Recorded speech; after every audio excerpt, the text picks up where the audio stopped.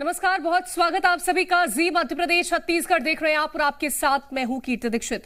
छत्तीसगढ़ में 32% जनसंख्या वाले आदिवासी समुदाय के आशीर्वाद के बगैर किसी भी पार्टी के लिए सरकार बनाना आसान नहीं है। यही कारण है कि 2023 के विधानसभा चुनाव में बीजेपी ने आदिवासियों पर खास फोकस किया और इसके आशीर्वाद के साथ ही सूबे में अपनी सरकार बनाई है। 2018 में इसी आदिवासी समुदाय ने कांग्रेस को सत्ता के सिंहासन पर बैठाया और अब 2023 में बीजेपी को मौका दिया है। यही कारण है कि अब इस वर्ग का पार्टी की ओर से भी खास ध्यान रखा जा रहा है।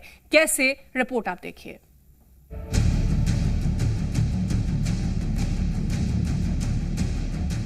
कहते हैं कि छत्तीसगढ़ में आदिवासियों का आशीर्वाद जिसे मिलता है वो सूबे की सत्ता पर विराजमान हो जाता है और इस बार यह आशीर्वाद आदिवासियों ने बीजेपी को दिया।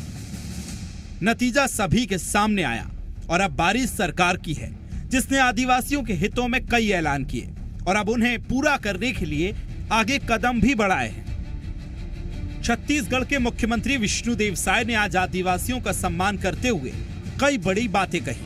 इस दौरान उन्होंने पीएम मोदी की गारंटियों का भी जिक्र किया।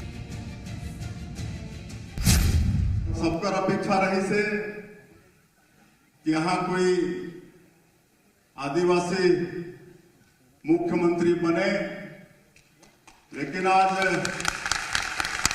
वो उम्मीद ला हमारा आदिवासी समाज के उम्मीद ला कोई पूरा करी से तो हमारे देश के यशस्वी प्रधानमंत्री आदरणीय श्री नरेंद्र मोदी जी पूरा करी थे।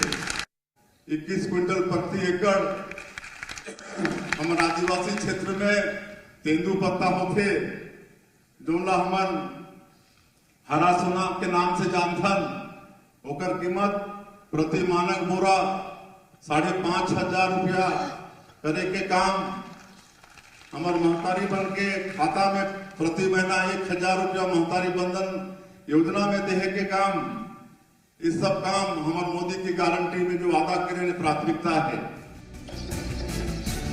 छत्तीसगढ़ को 2023 में आदिवासी मुख्यमंत्री मिला है। हालांकि आदिवासी मुख्यमंत्री की मांग लंबे अरसे से उठती रही है और अब विष्णुदेव साय आदिवासियों के हितों में कई बड़े काम करते नजर आ रहे हैं। ब्यूरो रिपोर्ट, जी मीडिया। और सबसे पहले आपको छत्तीसगढ़ में आदिवासियों की संख्या और ये सत्ता बनाने में आखिर क्यों माना जाता है इन्हें सत्ता की चाबी, वो बताते हैं। छत्तीसगढ़ विधानसभा में 29 आदिवासी रिजर्व सीटें हैं। वहीं प्रदेश में लगभग 32% आबादी आदिवासी समाज की है। बात अगर इस बार हुए विधानसभा चुनाव की करें तो बीजेपी ने 29 में से 19 सीटों पर कब्जा जमाया। वहीं 2018 में कांग्रेस को बम्पर 25 आदिवासी सीटों पर जीत हासिल हुई थी, पर 2023 कांग्रेस को मात्र 9 सीटों पर ही संतुष्ट होना पड़ा। और अब आपको बताते हैं कि बीजेपी ने विधानसभा चुनाव के दौरान किन आदिवासी सीटों पर कब्जा जमाया था। बीजेपी ने भरतपुर, सोनहत, प्रतापपुर, रामानुजगंज, समरी, लूंड्रा, सीतापुर, जशपुर, पत्थलगांव, रामपुर, मरवाही, बिंद्रानवागढ़ के साथ साथ साहवी, मोहला, मानपुर, अंतागढ़, कांकेर, कोंडागांव, दंतेवाड़ा, बीजापुर और कोंटा, इन सभी सीटों पर जीत हासिल करी थी। और बीजेपी ने प्रदेश में आदिवासी सीटों पर कमाल किया और इसके पीछे की बड़ी वजह थी पीएम मोदी की गारंटी।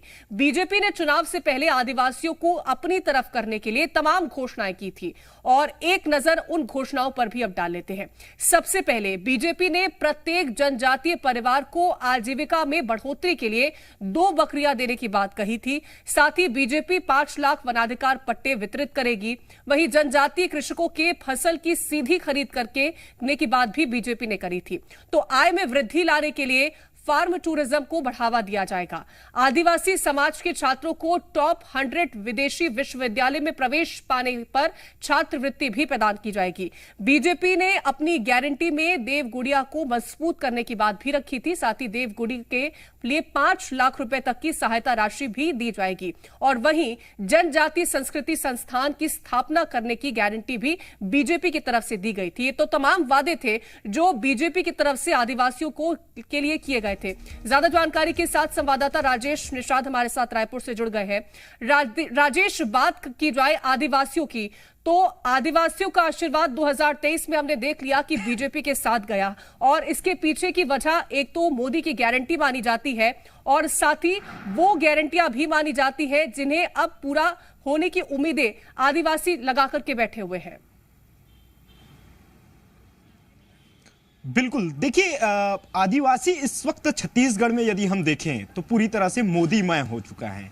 क्योंकि आज भी हमने वो तस्वीर देखी कि जब विष्णुदेव साय का जब स्वागत जिस तरह से जिस अंदाज में आदिवासियों ने किया है, उससे ये साफ जाहिर हो गया है कि आदिवासी पूरी तरह से भाजपामय हो चुके हैं। क्योंकि लगातार प्रदेश में आदिवासी मुख्यमंत्री की मांग शुरू से हो रही थी और लगातार आंदोलन भी इसको लेकर के देखने को मिला था, लेकिन इस बार प्रदेश में पहली बार आदिवासी मुख्यमंत्री बना है और जिसका नाम विष्णुदेव साय है। और कहीं ना कहीं इसके पीछे भाजपा की एक बड़ी वजह है। क्योंकि देखिए आने वाले समय में लोकसभा का चुनाव भी है, तो ऐसे में भाजपा पहले ही यदि हम देखें, क्योंकि विष्णुदेव साय ने भी ये बात कही है कि देश में सर्वोच्च पद पे यदि कोई बैठा है तो वो आदिवासी है। राष्ट्रपति के पद में आदिवासी को बैठाया गया है। ऐसे में लगातार जब चुनाव का दौर था उस दौरान भी आदिवासी क्षेत्रों पे यही बात भाजपा के तमाम नेता या कार्यकर्ता करते हुए नजर आए हैं। और वहीं इस बार यदि मोदी की गारंटी की हम बात करें तो मोदी की इस गारंटी में सबसे महत्वपूर्ण चीज यदि कोई रहा तो वो था तेंदुपत्ता खरीदी को लेकर के 5500 रुपए का ऐलान भाजपा ने की है। तो ऐसे में कहीं ना कहीं आदिवासी क्षेत्रों पे जो मतदाता थे वो बढ़ चढ़ कर कहीं ना कहीं भाजपा के पक्ष में वोट दिए हैं। और इसके साथ साथ जो सिलगेर का जो मुद्दा है, क्योंकि देखिए सिलगेर का मुद्दा थमा नहीं है। सिलगेर को लेकर के लगातार कहीं ना कहीं भाजपा आक्रोशित होते हुए नजर आई थी और सिलगेर तक खुद भाजपा के कई नेता पहुंचने की भी कोशिश किए थे। हालांकि ये मामला तूल जरूर पकड़ा था और लगातार कहीं ना कहीं भाजपा कांग्रेस सरकार को घेरते हुए नजर आई थी। इन तमाम जो ऐसे मुद्दे हैं जिसको लेकर के आदिवासी भी नाराज थे और कहते हैं कि छत्तीसगढ़ में सत्ता की यदि चाबी है तो वो आदिवासी है। यही वजह है कि भाजपा ने आदिवासी क्षेत्रों पे कहीं ना कहीं फोकस किया। चाहे धर्मांतरण का मुद्दा हो, नारायणपुर से भी एक खत कहीं ना कहीं वायरल हुआ था जिसको एसपी का ये खत बताया गया था, जिस मुद्दे को लेकर के भाजपा कहीं ना कहीं कांग्रेस सरकार के ऊपर हमलावर थी। लगातार आक्रोशित होकर भाजपा सरकार को घेरने की कोशिश कर रही थी। और कहीं ना कहीं जो आदिवासी क्षेत्र है, चाहे नारायणपुर की हम बात करें, नारायणपुर में भी धर्मांतरण का मुद्दा काफी गरमाया हुआ था। यहां तक ये स्थिति आ गई थी कि जो आदिवासियों की यदि मौत होती है तो दफनाने के लिए भी उन्हें जगह नहीं दी जा रही थी। तो ये तमाम मसले ऐसे थे जिसको लेकर के भाजपा ने मुद्दा बनाया। और साथ साथ जो मोदी की गारंटी है, उस मोदी की गारंटी पे कहीं ना कहीं आदिवासियों ने भरोसा जताया है। यही वजह है कि तमाम आदिवासी सीटों पे भाजपा ने भाजपा को बढ़ चढ़ कर वोट दिया और उनके जो विधायक है भाजपा के वो जीत के आए हैं। चाहे बस्तर की बात करें या सरगुजा की बात करें या कवर्धा के उन इलाकों की भी बात करें जहां अंदरूनी हिस्सों पे आदिवासी निवास करते हैं। तो इन तमाम सीटों पे यदि हम आकलन करें तो ये स्पष्ट है जो वोट जो 2018 में जो वोट कांग्रेस के पक्ष में थे वही वोट इस बार भाजपा के पक्ष में नजर आए। तो ये इससे साफ है कि कहीं ना कहीं वो भाजपा के पक्ष में आए हैं। और राजेश, इसके पीछे की वजह सिर्फ इन गारंटियों को ही माना जा सकता है। और फिर सवाल यही उठ रहा है कि अब ये गारंटियां कब पूरी होंगी, क्योंकि मुख्यमंत्री ने साफ तौर पर कहा है कि जो भी गारंटी बीजेपी ने दी है वो हम जरूर पूरा करेंगे।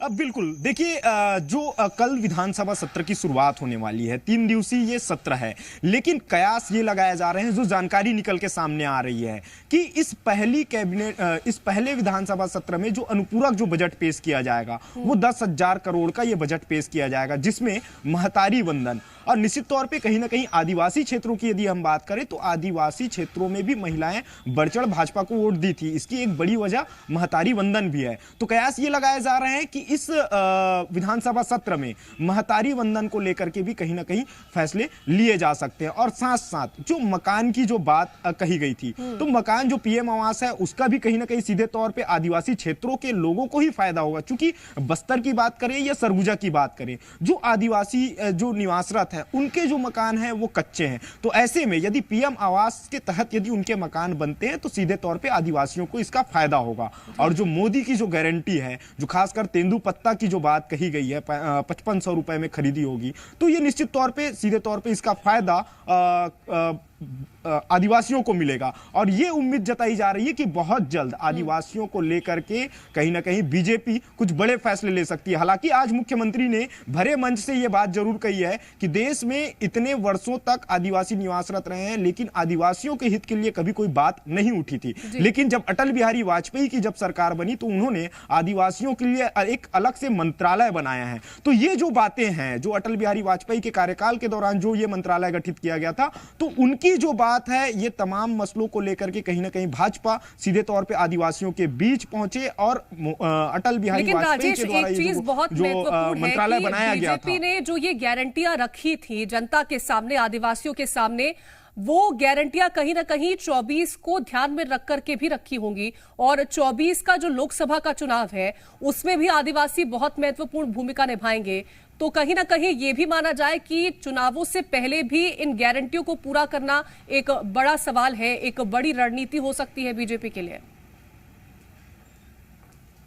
अब बिल्कुल इसमें कोई संदेह वाली बात नहीं है, क्योंकि देखिए छत्तीसगढ़ में 29 सीटें आदिवासी आरक्षित सीटें हैं। इसके अलावा और करीब 20 सीटें ऐसी हैं, यदि हम विधानसभा के हिसाब से यदि हम बात करें तो 20 सीटें ऐसी है जहां सीधे तौर पे आदिवासी वोट बैंक है। और प्रदेश में यदि हम बात करें लोकसभा चुनाव के लिहाज से, तो यहां वर्तमान में 11 लोकसभा सीटें हैं और 11 में से कई सीटें ऐसी हैं जो आरक्षित है। जो सबसे ज्यादा यदि आरक्षित सीटों की मैं बात करूं तो आदिवासियों के लिए है। तो ऐसे में लोकसभा चुनाव के लिहाज से भी कहीं ना कहीं जो तैयारियां हैं वो बीजेपी की, वो सीधे तौर पे साफ नजर आ रही है। और जो मोदी की जो गारंटी है, वो गारंटी इस बात को लेकर के है कि लोकसभा चुनाव के दौरान भी तमाम जो 11 सीटें हैं वो भाजपा के पाले में जाए। तो भाजपा पूरी तरह से स्ट्रेटेजी के तहत काम कर रही है। जो कहते हैं कि भाजपा 1 साल पहले ही अपनी रणनीति बना लेती है, और मुझे लगता है कि यही रणनीति के तहत भाजपा इस वक्त काम कर रही है।